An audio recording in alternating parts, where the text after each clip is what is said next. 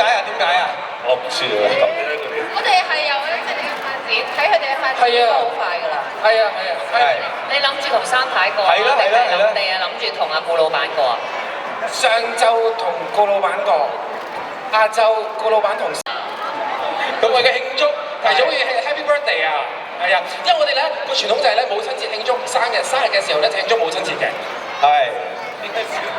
咁啦，好 Kelly 咧。好 Kelly 咧。我媽咪唔喺香港啦，咁我都諗住聽日同佢一齊，大家遠程睇中年好聲音嘅決賽，係啦，然之後訂咗一隻好靚嘅花送俾佢。咁咪有一個禮物，又有一個活動啦，係咪啊？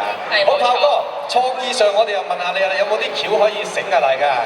我覺得咧，其實阿媽咧，其實生你嗰陣咧，係突然一線，即係踩咗半隻腳入海苦運。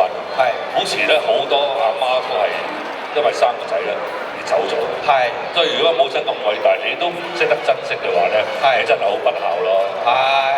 優惠可以 sell 俾大家。有啊。嗰啲就喺個劇入邊佢講嘅。係。總之冇乜得講啊！母親阿媽係最大嘅，冇得傾嘅。係，明白。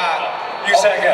OK， 收到晒。不如又問下騰先啦。嗱，因為咧就周家樂今日母親節，你冇理由做頭牌攻擊啊！你係要出嚟㗎啦。你有咩表示先？你中間啲啦，你兩個。你翻中間啲啦。I love you，媽媽，母親節快樂。你對咗你屋企個媽媽今日點啊？有咩表示啊？我今日未特別去做啲咩嘢，因為趕住出嚟見大家。做咗個母親。多謝你，炮哥。好啦，咁兩位母親又訪問下啦。你哋有冇期待？其實你哋嘅小朋友會送咩禮物，或者點樣同你哋度過呢個母親節咧？我今年咧，我自己買咗啲禮物送俾佢哋。係。咁佢哋咧就要嗰個禮物咧要砌出嚟嘅，砌出嚟就送俾我啦。今年我就做咗啲咁嘅事啦。係。同埋我有